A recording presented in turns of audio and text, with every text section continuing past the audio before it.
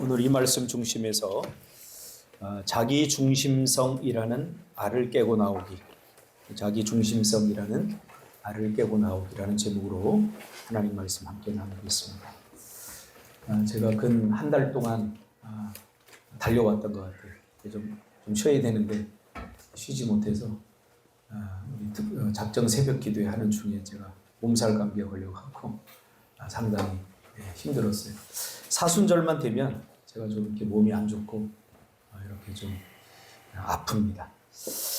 그럼에도 불구하고 하나님이 주시는 은혜로 또 이렇게 오늘도 사실은 엊그제 아픈 거에 비하면 이번 주는 내가 설교 못하고 나눔을 땡겨서 해야 될까 그렇게 생각할 정도로 되게 몸이 안 좋았는데 이렇게 회복시켜 주셔서 또 말씀을 함께 나누게 되었습니다.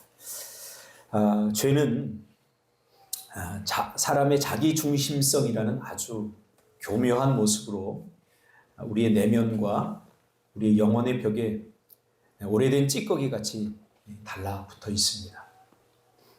그래서 결국은 자기 중심적으로 생각하고 결정하고 판단하게 하고 또 자기 자신도 속이는 쪽으로 이렇게 작동을 합니다. 이 죄가 우리가 생각하는 것보다 굉장히 끈적끈적하고 아주 교묘합니다. 오늘 우리가 다룰 이 부자 청년의 모습을 보면 그것이 적나라하게 드러나는 것을 보게 됩니다. 신앙생활이란 이런 거짓된 나, 가면을 쓰고 있던 그런 육체적인 나에서 하나님이 선언하신 새로운 피조물로서의 나를 찾아가는 과정입니다. 하나님께서 찾아주셨기 때문에 우리는 찾아가야 합니다. 이것이 신앙생활입니다. 그래서 성경 공부가 필요하다고 그랬죠. 우리가 하나님의 은혜로 구원받았죠. 이게 존재론적 구원이고 이 구원을 누리려면 우리가 인식론적 가운데 그것을 누려야 돼요. 그러기 위해서는 하나님이 회복시켜주신 우리의 자유의지를 가지고 선한 것들, 좋아하는 것들, 희망적인 것들을 선택해야 되는 거예요. 근데 사단은 이런 것들을 다 무질서하게 만들어 놔서 마치 죄가 우리를 행복하게 할 것 같고 그리고 우리를 더 나은 삶으로 인도할 것 같이 계속 우리를 유혹하거든요. 그렇죠? 그래서 거짓된 나에서 벗어나서 하나님이 원하시는 참된 자기를 찾아서 그 자기로 살아가고 그 자기로 예배하고 그 자기로 사람들과 관계하는 것, 이것이 결국 하나님께서 우리에게 원하시는 그런 모습들이죠. 거짓된 나란 무엇을 말하느냐? 죄로 빚어진 나를 말합니다. 죄로 빚어진 나. 죄의 욕망과 욕심으로 빚어진 나를 말합니다. 어느 날 정말 종교적으로 굉장히 스마트하고 사회적으로 성공한 부자 청년이 예수님을 찾아오죠. 말도 얼마나 고상하게 합니까? 예수님 앞에 나와서 뭐라고 그래요? 그러니까 이 사람이 유대인인데 다른 유대인하고 다르게 얘기해요. 다른 유대인들은 굉장히 공격적으로 예수님에 대해서 이야기하는데 이 사람은 선한 선생님이요. 그러니까 최고의 존칭을 쓰면서 나오는 거예요. 아주 고상하죠. 그러면서 이미 부자이고 사회적으로도 성공했는데 그는 마치 자신의 관심은 이런 것들이 있지 않습니다. 내 관심은 영생에 있습니다. 그런 걸 보여주기 위해서 무엇을 하여야 영생을 얻습니까? 라고 묻습니다. 얼마나 여러분 멋진 질문입니까? 제가 성도님들이 저한테 목사님 어떻게 하면 돈 벌어요? 그것보다 목사님 어떻게 하면 신앙생활을 잘할 수 이렇게 물어보면 제 가슴이 뛰어요. 다른 목사님들도 마찬가지라고 생각해요. 목사님 어떻게 하면 기도 잘할 수 있어요? 어떻게 하면 하나님을 기쁘게 할 수 이런 걸 물으면 그 사람을 다시 보게 돼요. 그런데 오늘 예수님에게 어떻게 하면 다른 유대인들은 그 예수님이 하는 말에 대해서 꼬투리를 잡고 계속 공격했는데 이 사람은 자신의 그 자리를 낮추고 신분을 낮추면서 관리였거든. 부자였고 관리였거든요. 근데 예수님에게 선한 선생님이요 이러면서 어떻게 하여야 구원을 얻을 수 있습니까? 라고 물으니까 여러분 예수님이 얼마나 좋아했을까? 그렇죠? 근데 사실 이렇게 묻는 이유 중에 하나는 그래도 나는 괜찮은 종교인입니다 라는 것을 증명받기 위해서 그렇게 물은 거예요. 지금은 나타나지 않지만 뒤를 보면 나오죠. 그러자 예수님은 이 청년의 마음의 중심을 알고 있었기 때문에 그의 질문을 비틀기 시작합니다. 너는 나를 지금 선하다고 했냐? 네가 나를 선하다고 보는데 아니다. 하나님 한 분밖에는 선한 이가 없다. 내가 나를 선하다고 본 것은 잘못된 것이다. 이렇게 예수님이 고쳐줘요. 그리고 예수님은 다시 그에게 묻습니다. 어떻게 하면 영생을 얻을 것인가에 대해 궁금증이 많은 것 같은데 그러면 내가 계명을 알고 있는 것에 그치지 않고 그 계명을 다 지켰느냐? 라고 묻습니다. 이 질문의 의도는 계명을 다 지켰느냐, 지켜지 못했느냐라는 것을 따져 묻기 위함이 아니라 이 청년의 자기 중심성을 폭로하기 위해서 이렇게 묻는 거예요. 너 계명 잘 지켰어? 계명 알지? 네, 알아요. 그거 다 지켰어? 라고 묻는 거예요. 그러니까 이 사람이 잘 지켰냐, 못 지켰냐 그걸 보고 판단하려고 하는 게 아니에요. 예수님이 이미 알고 있어요. 그래서 이 청년의 자기도 어쩌면 인식하지 못하는 자기 중심성, 자기의 진짜 자아, 거기에 지금 그걸 폭로하기 위해서 묻는 거죠. 그러자 이 부자 청년이 자신 있게 대답하죠. 예수님, 그것은 내가 어려서부터 내가 다 지켰습니다. 라고 대답합니다. 말도 안 되는 대답이죠. 결코 지킬 수 없는 것을 지켰다고 말하는 내적인 교만이 들어있는 거예요. 여러분, 율법은 지키라고 주신 것이 아니에요. 물론 지켜야죠. 지키라고 주신 것이 아니라 지키려다 사람들이 결국 도달하는 것이 있어요. 어디에 도달하게 되냐면 내 힘으로 지킬 수 없구나. 이걸 도달해야 돼요. 그런데 유대인들은 생각이 좀 달랐어요. 이 율법을 지켜서 구원을 얻으려고 했던 거예요. 그러니까 율법을 주신 이유는 율법을 통해서 주의 은혜로 이어지는 끈, 그렇죠? 주의 은혜로 인도하는 끈에 불과해요. 제 이야기가 아니라 로마서의 사도 바울이 이야기한 거예요. 율법을 통해서 지키려고 애쓰다. 그래서 좀 지켜봐야 돼요. 지키지도 않고 야 이건 지킬 수 없고 미리 포기하는 게 아니라 좀 지키려고 애써본 사람들이 정말 은혜가 뭔지 알아요. 죄가 더한 것에 은혜가 더하다는 말이 바로 그 의미예요. 해보지도 않은 사람들이 어떻게 은혜를 알겠어요? 정말 열심히 살아본 사람만이 인생이 어렵다는 것을 고백하는 거죠. 인생이 어렵기 때문에 열심히 살지 말자. 이건 잘못된 거잖아요. 그렇죠? 그러자 예수님은 이 말을 들으시고는 내가 아직도 한 가지 부족한 것이 있다라고 선언합니다. 그런데 이 한 가지는 다양한 문제 중에 그저 하나가 아니라 치명적인 한 가지입니다. 치명적인 한 가지. 여러분 볼링으로 따지면 킹핀인 거죠. 킹핀. 우리가 볼링을 치다 보면 1번 핀과 2번 핀 사이 오른쪽 거기를 딱 치면 스트라이크가 되잖아요. 그렇지 이나? 모르고 지금까지 친 거야? 내가 가르쳐 준 거야? 킹핀 1번 핀과 2번 핀 사이고 딱 치면 이제 스트라이크가 돼요. 아무리 공이 잘 굴러가도 스트라이크가 안 돼요. 맞으면. 자, 오늘 이 청년도 마찬가지예요. 가장 중요한 것 한 가지, 치명적인 한 가지. 이게 해결이 안 되면 이 사람은 다른 문제를 다 해결하더라도 결국 문제가 해결되지 않는 거예요. 그 고질적인 한 가지 문제. 예수님께서는 이것이 아니면 안 된다고 생각했던 그 한 가지죠. 자기 혼자만 알고 있으면서 다른 사람은 아무도 모를 것이라고 포장했던 한 가지입니다. 자기 혼자만 몰래 알고 있다고 착각하는 그런 한 가지입니다. 어쩌면 자기도 모르고 있을 그런 한 가지입니다. 그게 무엇인지 예수님은 폭로합니다. 그러니까 이 청년이 구원을 받는 데 있어서 구원을 가로막고 있는 치명적인 한 가지죠. 그러니까 예수님은 돌려 말하지 않습니다. 이미 그의 내면을 다 읽고 알고 있었던 것입니다. 자꾸 딴소리 하지 마! 그러면서 예수님이 푹 찌르는 거예요. 여러분, 제가 수요일 날도 설교하면서 얘기했지만 이 찔리는 건 좋은 겁니다. 찔리면 이게 죄성이 강한 사람들이 거부 반응, 강한 거절감을 느낍니다.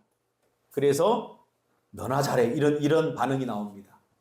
이건 내가 지금 많이 심각하게 내 영이 병들어 있구나 생각하면 됩니다. 그런데 어찌할꼬 이게 나와야 돼요. 그래, 어찌할꼬. 이 마음 속에 하나님께서 은혜를 주시는 거예요. 예수님께서 푹 찔러요. 그래? 얘가 지금 아직도 이렇게 얘기했는데도 모르네? 이 정도 얘기했으면 도와주세요, 예수님 나와야 되는데, 얘가 계속 지금 뭔가 중심으로 들어가지 않고 자꾸 핑계대고 변명하면서 자꾸 본질을 자꾸 벗어나려고 하네? 그래서 예수님께서 뭐라고 그래요? 내게 한 가지 부족한 것이 있어. 그 치명적인 한 가지야. 내가 지금 아무리 종교적으로 탁월하고 율법을 다 지켰다고 착각하고 완벽한 그리스도인처럼 보이지만 너에게는 정말 중요한 한 가지가 없는데 그게 뭐냐면 내게 있는 것을 다 팔아 가난한 자들에게 나눠줘라. 이렇게 얘기합니다. 그러면 하늘에서 내게 보화가 있으리라. 그리고 와서 나를 따르라. 이렇게 이야기를 합니다. 그러니까 이 친구가 계명을 잘못 이해하고 있던 거죠. 계명의 핵심 뭐예요? 사랑이에요. 사랑. 계명의 핵심은 사랑이에요. 위로는 하나님 사랑, 아래로는 이웃 사랑. 사랑. 그 사랑을 방해하는 것, 새 생명으로 나아가지 못하는 치명적인 한 가지. 그렇죠? 그러자 이 청년은 성경이 뭐라고 그래? 큰 부자임으로 이 말씀을 듣고 심히 근심하여 돌아갔다라고 성경은 말합니다. 이 완벽해 보이고 스마트하게 보였던 틈 하나 보이지 않던 종교적인 완벽한 그런 청년의 실체가 폭로되고 있는 거죠. 이 청년이 예수님을 찾아온 것은 정말 잘한 겁니다. 기회인 거죠, 기회. 여러분들이 교회에 이렇게 머물러 있고 교회에 나오고 예배 드리는 것은 엄청난 기회입니다. 그 기회를 날마다 주시는 분이 하나님이셔요. 그러나 이 기회를 잘 잡아야 돼요. 오늘 드리는 이 예배가 저번 주에 드린 예배와 같다고 생각하면 안 돼요. 일주일 시간 내 무슨 일이 어떤 일이 일어날지 벌어질지 몰라요. 기도도 마찬가지예요. 우리가 언제든지 기도할 수 있을 것 같아요? 그렇지 않아요. 그렇지 않아요. 이 지혜를 가져야 돼요. 결국 자기 중심적, 이 청년이 이 기회를 찾았지만 결국 자기 중심에 있는 돈이 가장 삶의 우선순위였던 그의 마음과 실체가 폭로되었던 겁니다. 근데 안타까운 것은 뭐냐면 분명히 잘못된 것 알아요. 예수님이 이걸 어떻게 알았지? 내가 결국은 종교적으로 완벽한 것 같고 내가 예수님을 만난 것, 하나님을 만난 것 같았지만 결국 내 삶의 우선순위를 자기가 알고 있거든. 난 돈이었어. 그 다음에 하나님이었을지도 몰라. 그렇죠? 그걸 알아버린, 그걸 자각해버린 거예요. 그러면 어떻게 됩니까? 주님 앞에 도와달라고 엎드려야 돼요. 이 청년과 대비되어서 나오는 사건이 있는데 누구냐면 삭개오예요. 삭개오는 정말 못된 새끼예요. 정말 나쁜 놈이에요.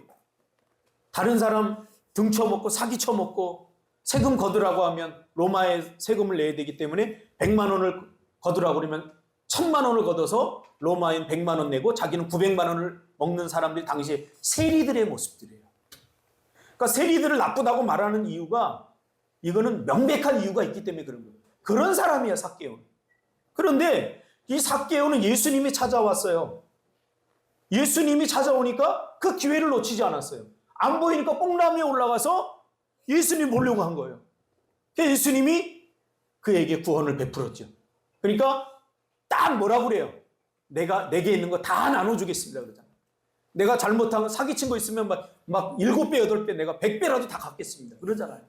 그러니까 이 삭개오를 이 부자 청년과 대비하면 똑같이 두 사람은 돈의 문제에 걸려 있었던 거예요. 그렇죠? 근데 한 사람은 그 기회를 잡은 거예요. 그래서 마침내 구원에 다다르게 된 거죠. 이 청년은 왜 주님을 찾아왔을까요? 이 청년은 알았던 거죠. 사회적으로 성공하고 부자였지만 그래도 뭔가 공허한 마음. 돈으로도 채워지지 않고 성공으로도 채워지지 않는 어떤 공허한 마음. 그것이 이 모든 것들이 사회적으로 성공하고 돈이 주는 만족에 만족했다면, 내 영혼이 만족했다면 굳이 예수님을 찾아올 이유가 하나도 없어요. 그러나 그것으로 만족할 수 없는 어떤 영적인 기갈, 영적인 허함이 있었던 거예요. 그래서 예수님을 찾아온 거죠. 여러분, 그렇습니다. 우리가 주님을 찾아올 때는, 예배를 올 때는, 기도할 때는 예수님은 우리가 있는 모습 그대로 오기를 원하죠. 자꾸 포장하고 치장하지 말고 있는 모습 그대로. 그게 나쁜 게 아니에요. 그게 사실이에요. 옳고 그러면 하나님의 문제지 내 문제가 아니에요. 제가 청소년 사역을 하면서 가장 가슴이 아팠던 게 그거예요. 오늘날 교회 안에서도 모범생 아이들만 교회에서 받으려고 해요. 왜냐하면 문제 아들이 오면 교회의 분위기가 나빠진다고. 은근하게 목사님들이 저에게 퍼니시먼트를 해요. 그래서 저 공부도 잘하는 애들, 어디 고등학교, 그러면 인천에도 명문고가 있거든요. 그 고등학교 애들 오면 와! 그래요. 그리고 그 아이들이 좋은 대학 가면 교회 밖에다가 주보에다가 크게 내고 서울대 가고 어디 갔다. 우리 교회 좋은 교원이 전도의 기회로 삼자. 이렇게 하는 거죠.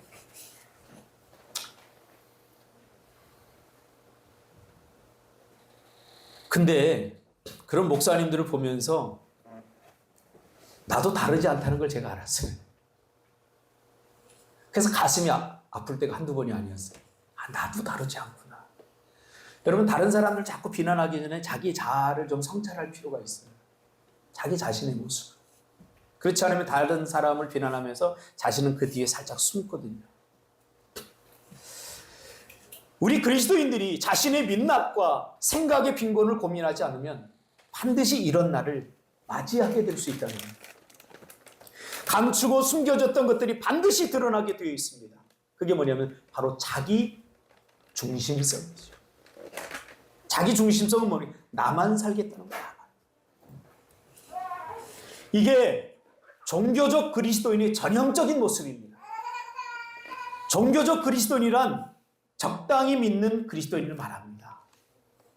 예수를 만나면 자기 중심적인 나를 벗어나 성경에서 말하는 나 찾기에 관심을 갖게 되고 처절하게 나를 찾기 위한 몸부림을 치게 되어 있습니다. 그래야 하나님의 음성이 들리기 시작합니다. 오로지 내가 됐을 때 나에게 하나님 말씀하시기 때문에 그래요. 포장되어지는 나에게 말씀하시지 않아요. 왜? 알아듣지 못하니까 어차피. 하나님은 오직 하나님이 원하시는 나의 모습을 찾을 때 그때 진정 하나님의 음성이 들리는 거예요.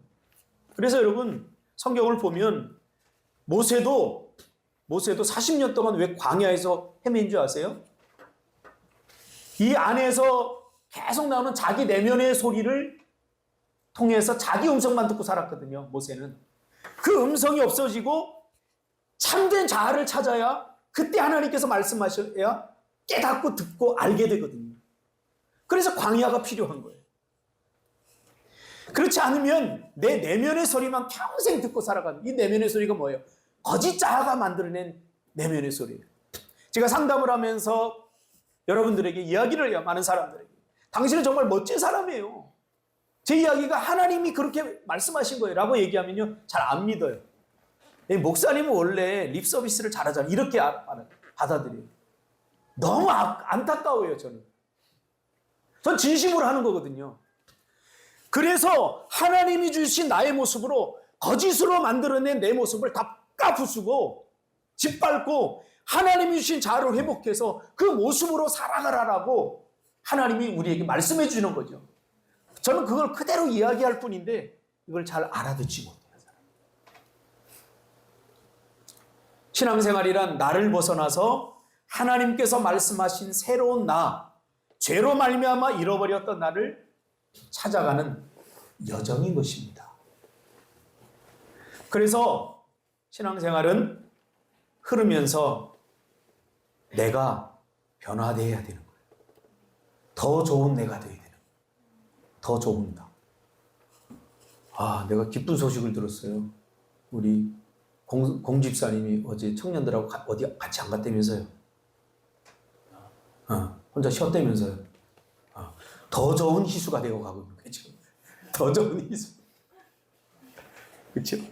더 좋은 나.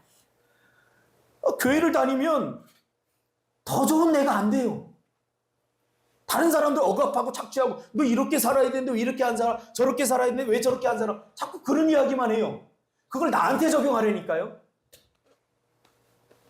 그리고 예수 믿는 것이 더 좋은 내가 되어야 돼요. 더 편안한 나. 물론 그렇게 살면 사람들이 이용하기도 해요. 그러나 나라고 하는 본질에서 든든히 서 있으면 까짓거 이용하라고 그러지 이런 담대함이 있어요.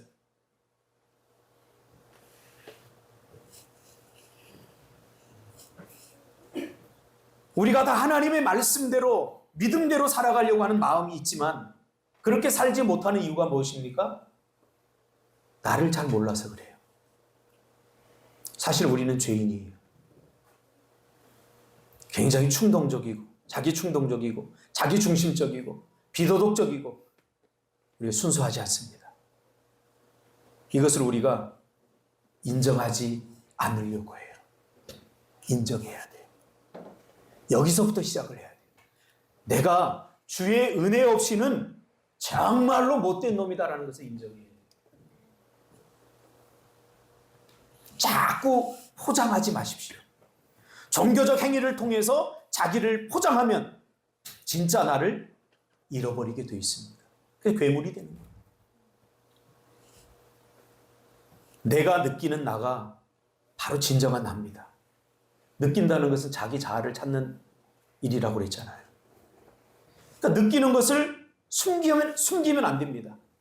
진정한 나로 예수님을 섬겨야 됩니다. 오늘 이 부자 청년도 예수님께 와서 예수님, 사실은 내가 사회적으로 이렇게 성공도 하고 돈도 이렇게 많은데 뭔가 허전해요.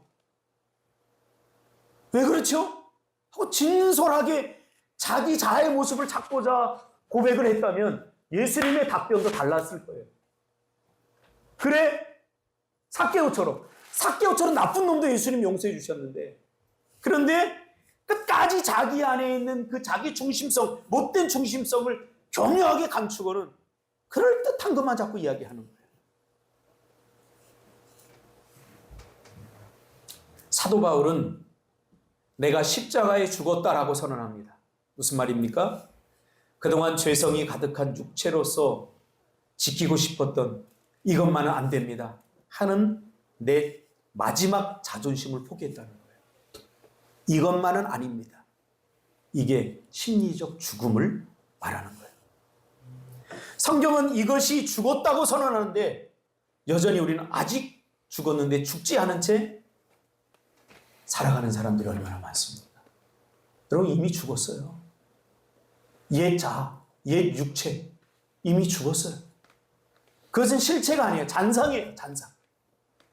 그 잔상이에요. 그래서 그래요. 나는 원래 이래.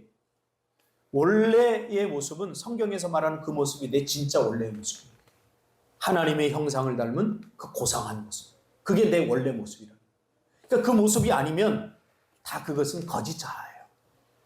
사단에게 속아서 만들어낸 거짓 자아예요. 옆 사람 한번 보세요.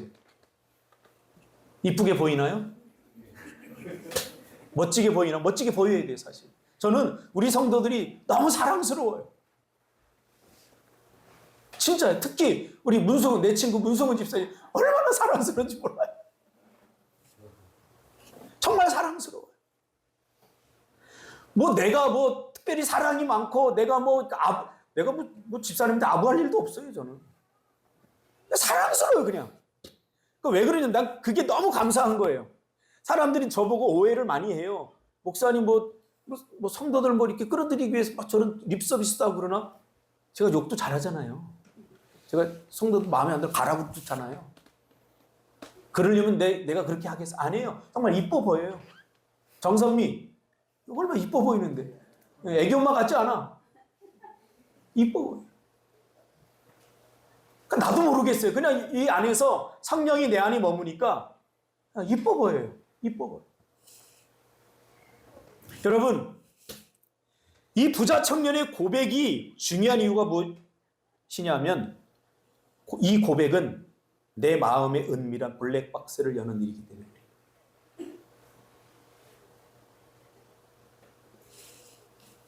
신실하다고 해서 허물이 없는 게 아닙니다. 다윗도 신실했지만 동시에 비겁하고 나약했습니다. 아브라함도 믿음의 사람으로 불려지지만 얼마나 자주 믿음 없는 모습을 드러내 보였습니까? 이게 우리예요. 괜히 믿음 없는 척, 믿음 있는 척, 괜찮은 척, 잘난 척, 이거 빨리 내려놔야 돼요.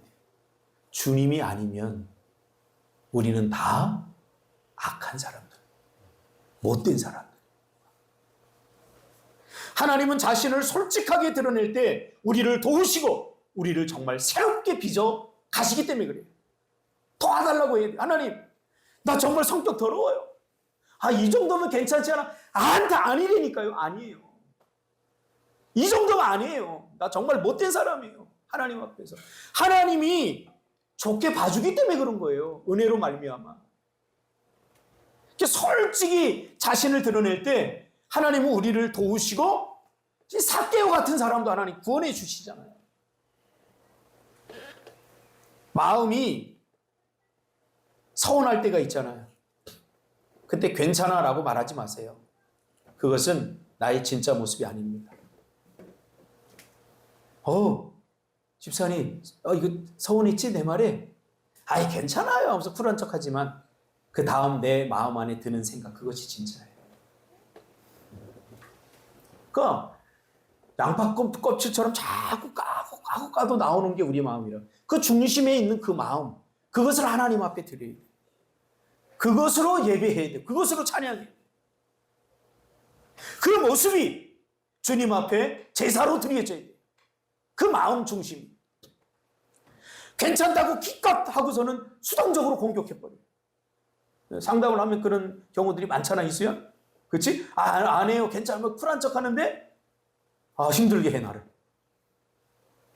주로 이제 내향적인 사람들과 그리고 이런 사람들이 에너지를 모았다가 수동적으로 공격을 아주 끈적끈적하게 힘들게 해요.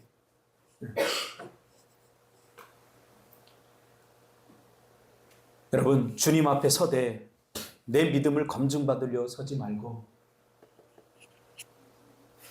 주님, 나는 어쩔 수 없는 인생입니다. 변화 불가능한 사람입니다. 도와주세요. 이 마음으로 서야 돼요. 우리 그리스도인들의 자신의 민낯과 생각의 빈곤을 고민하지 않는 것은 어쩌면 하나님에 대해서 전혀 모르기 때문일 수 있습니다. 하나님을 모르니 나도 몰라요. 아프면 아프다고 말하세요. 괜찮다고 말하는 순간 나는 사라져버려요. 아프면 아픕니다. 힘들면 힘듭니다. 후회스러우면 후회스럽습니다. 다만 이것을 사람 앞에 말하지 말고 하나님 앞에. 하나님 앞에. 그래서 우리 박준상 집사님이 그런 얘기해요. 목사님, 우리 기도회 안 해요? 나 좀 부르짖고 싶어요. 그래서 당분간 할 마음 없습니다. 부르짖고 싶으면 나와서 하세요. 부르짖으세요. 그랬어요. 제가. 부르짖으세요. 나와서 부르짖으세요. 이게 참된 기도예요. 참된 기도. 다 같이 나와서 모여서 주여 삼창하고 부르짖읍시다. 저도 많이 했어요. 목이 다 쉬도록. 근데 거기에 성령께서 역사하기도 하지만 제가 원하는 것은 정말 한 사람 한 사람이 날마다 이 교회를 찾아서 부르짖는 소리가 여기서 들리는 게 우리 교회의 참된 부흥이라고 저는 생각을 해요. 마땅히 겪어야 될 심리적 고통을 피하려고 하지 마세요. 직면하세요. 다양한 감정들 거기 직면하세요. 이걸 피하려고 할 때 모든 병의 원인이 됩니다. 죄송합니다. 목사가 이런 얘기해서. 죽이고 싶을 정도로 미운 사람은 죽이고 싶다고 하나님께 이야기하세요.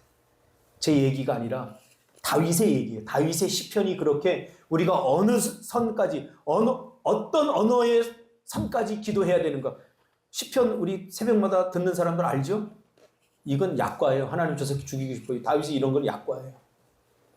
왜 이렇게 하겠어요, 다윗이? 다윗은 하나님만을 신뢰하기 때문에 하나님 앞에 자신의 그 이 추악한 모습들, 어떻게 보면 정말 말하고 싶지 않지만 하나님 앞에 말하고 싶은 이 모든 것들을 하나님 앞에는 다 털어놨다고요. 하나님 앞에 털어놓으면 사람들에게 이야기하고 싶은 마음이 요만큼도 없어요. 제 경험이 그래요. 하나님 앞에 다 쏟아놔요. 심지어 저는 저희 이모도 하나님 이모 교통사고 나서 죽게 해주세요. 그렇게 기도했던 사람. 얼마나 내 마음이 아팠던지. 아니 그 어린 나이에 시계 나중에 주겠다고 하고 이모부가 외국 나가서 시계 사왔는데 사촌동생 손에 채워져 있는 거예요. 내가 그걸 얼마나 내가 기다리고 또 기다렸는데요. 그래서 이모부 왔다 그래 달려갔는데 사촌동생 손에 채워져 있고 이모는 이불을 싹 닫고 있는 거예요. 이게 상처예요. 그 다음부터는 절대 이모가 하는 말을 내가 믿지 않았어요. 근데 나중에 이제 회개했죠. 왜? 나는 이모보다 더 나쁜 놈이었구나. 그걸 하나님께서 보여주시더라. 이모는 겨우 시계 하나 나한테 이걸 했지만 나는 더 나쁜 일도 많이 했거든요. 이걸 우리가 인정을 해야 돼요.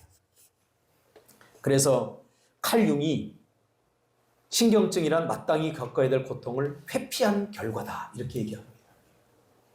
직면하세요. 이 부자 청년도 하나님 예수님 앞에 솔직히 자신의 마음을 쏟아놓고 나의 믿음 없는 것을 도와주세요 라고 하며 자신의 마음속 깊은 것에 욕망과 욕심을 내놓았다면, 그리고 도움을 구했다면 이 청년의 삶은 완전히 달라졌을 거예요. 우리가 하나님 앞에 그리고 사람들 앞에 이렇게 솔직히 서야 됩니다. 그래야 자기 자아를 찾게 되고 자기 자아가 확장되고 성숙한 그리스도인의 모습으로 자라가게 되어 있는 것입니다. 청소년들에게 필독서로 제가 권장하는 책 중에 데미안이 있습니다. 다 읽어봤죠? 우리가 책을 읽어야 되는 이유가 뭐냐면요. 자신의 이런 감정들을 책을 읽지 않으면 표현하는 데 한계가 있어요. 이게 우리의 삶의 여러 분야에서 나타나요. 가끔 여러분 설교 들으면 야 목사님은 그래 가려운 것을 긁어줬어. 근데 내가 표현하려고 하면 왜 안 되지? 이게 문해력의 부재 때문에 그런 거예요. 그래서 책을 읽으라는 거예요. 그래서 문해력이 좀 높아지면 제가 하는 설교에 더 재미가 있을 거예요. 아, 저 단어가 저런 의미가 있지 하면서 들으면 더 이 말씀이 살아서 움직이게 돼요. 이 데미안에 보면 이런 구절이 나와요. 나는 평생 나 자신이 되기 위해서 노력을 했을 뿐인데, 아마 싱클레어가 그랬을 거예요. 했을 뿐인데 참다운 나 자신이 되는 길은 왜 이렇게 멀고 험했을까? 그러면서 이런 말을 합니다. 태어나고자 하는 새가 알을 깨듯 내가 가진 가치관, 세계관을 깨뜨려야 한다. 여러분들이 가지고 있는 생각, 세계관, 그거 어디서부터 온 건지 여러분 점검할 필요가 있어요. 제가 경외란 말을 설명할 때 그런 말씀 드렸죠. 하나님을 경외해야 한다라고 하는 것은 더 이상 자기 자아, 자기 세계를 벗어나서 하나님의 세계를 인정한다는 뜻이에요. 그렇죠? 근데 그 알은 누가 깨야 되냐면 하나님이 깨주지 않아요. 이 정도는 여러분 이해하죠? 자유의지를 주셨기 때문에 내가 깨야 돼요. 밤날 여러분이 기도만 하고 있어봐요. 이루어지는 게 있나? 하나도 없어요. 기도한 대로 살아야 돼요. 그래야 하나님께서 일하시고 움직여요. 뭔가 신학적으로, 뭔가 말씀적으로 잘못 알고 있는 그 자기 세계에 꽉 갇혀 있으니까 자기 소리만 들리니까 벗어날 수 없는 거예요. 자기 세계에서. 판 나와야 돼. 자기 알을 깨고 나와야 돼요. 알을 깨고 나오는 과정을 성경에서는 뭐라고 하냐면 자기 부인이라고 그래요. 자기 부인. 아, 내가 생각했던 게 틀렸구나. 이게 내가 생각했던 게 다 맞는 게 아니구나. 내가 오해했구나. 이 알을 깨우고 나오는 과정을 자기 부인, 그리고 그것이 자기 부인이 이루어지는 과정을 성경에서는 광야라고 합니다. 광야. 광야는 지금까지 우리의 삶의 방식을 버리고 새로운 방식으로 변화되지 않으면 살아갈 수 없는 거예요. 광야에 가서 모세가 바로 왕궁에서 살던 것처럼 그런 가치관, 그런 생각을 갖고 살았으면 광야에서 죽었어요. 야, 물 떠와. 누가 떠다 줘요? 아무도 없지. 야, 나 좋은 일 해서 칭찬해줘. 누가 있어요? 혼자인데. 이게 근데 잘 변하지 않아요. 애굽의 근성, 광야에, 이 광야 가기 전까지 살았던 그 뼛속 깊숙이까지 묻어있던 그 애굽에서 왕자로서의 삶이 40년 동안 광야에 살아가면서 그 알을 깨고 나오는 과정이었던 거죠. 그때 하나님께서 뭐라고 그래? 40년이 지나니까 야, 이제 가. 애굽으로 가. 그러잖아요. 하나님의 음성이 비로소 들리는 거예요.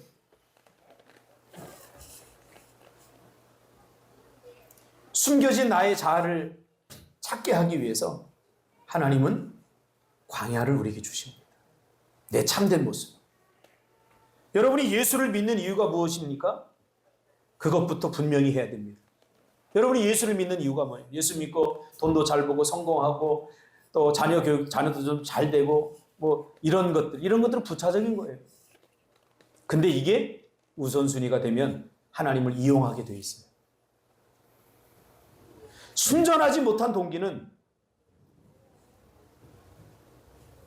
자라가면서 사라져야 돼요. 그게 목적이 되면 이게 동기는 될 수 있어요.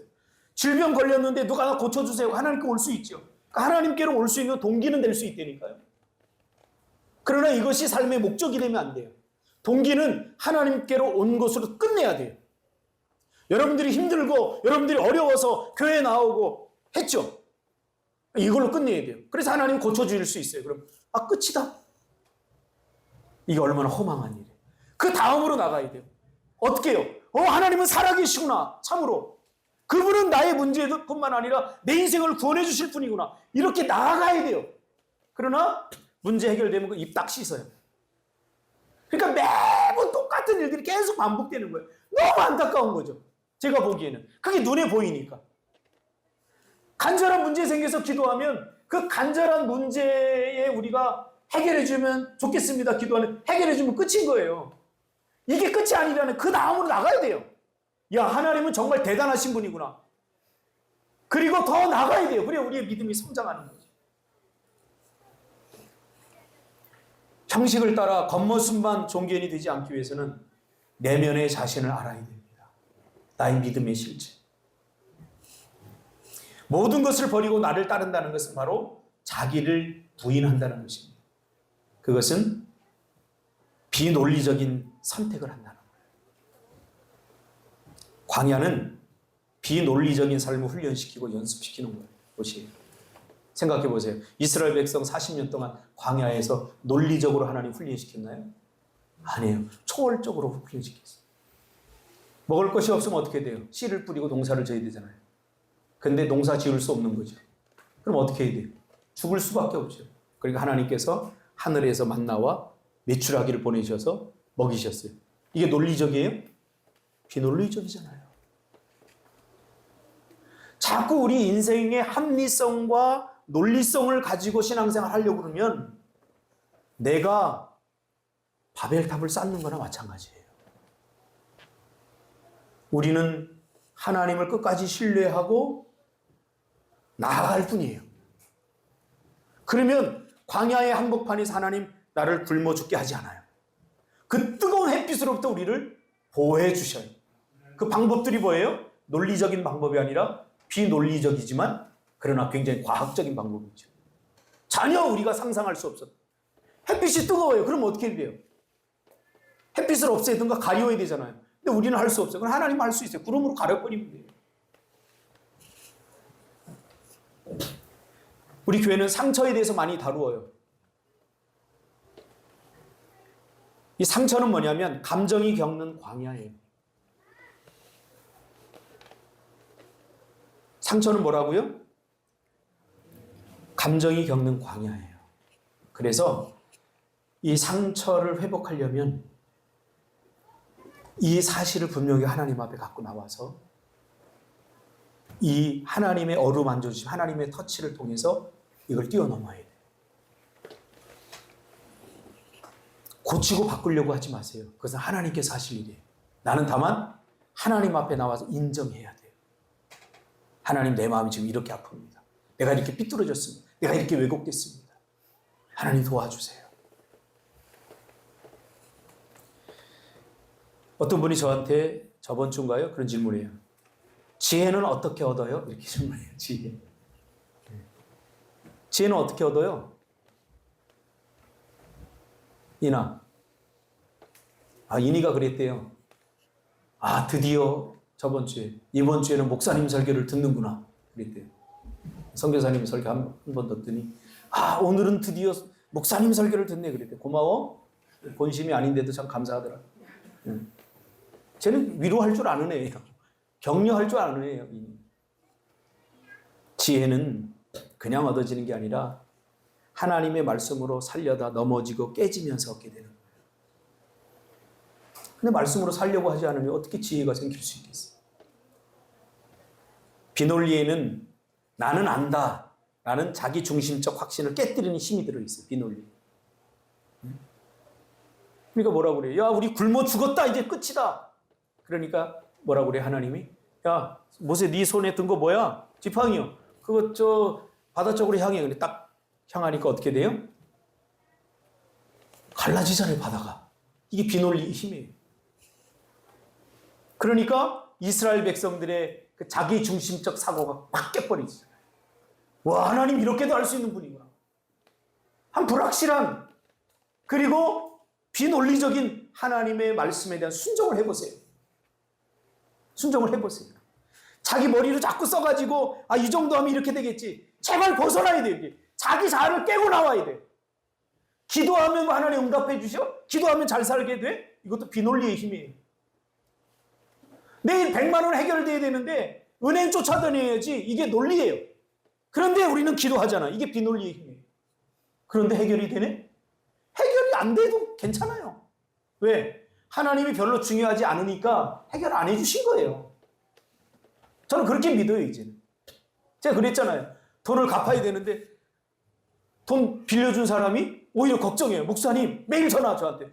어떻게 은행에서 해결됐어요? 그래서 아니요. 그러니까 큰일 났네. 본인이 그래. 큰일 났네. 내가 기도할게요. 그래. 기도 좀 세게 해요. 지금 목사님 기도 안 하니까 지금 빡 막혔잖아요. 그래서 다음에 또 전화해요. 목사님 어떻게 됐어요? 벌벌 떨면서.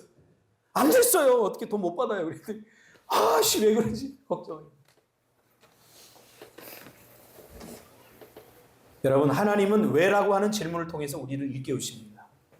이 부자 청년의 이야기는 어쩌면 저와 여러분의 이야기일 수도 있습니다.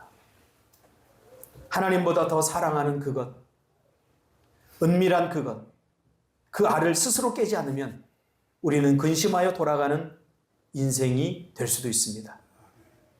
예수님을 떠나고 멀리하는 우리가 하는 큰 실수는 어쩌면 진짜 자신의 모습에 대해서 이 부자 청년처럼 침묵하고 있는 것일지도 모릅니다. 진짜 내 모습에 대해 침묵하는 것. 인정하고 싶지 않으니까. 인정해도 괜찮습니다. 나쁜 놈, 이기적인 놈, 그게 내 모습이에요. 그러나 그 모습을 하나님 앞에 나와서 고백하고 내어버리면 하나님께서 살 길을 열어주셔요. 기도하겠습니다.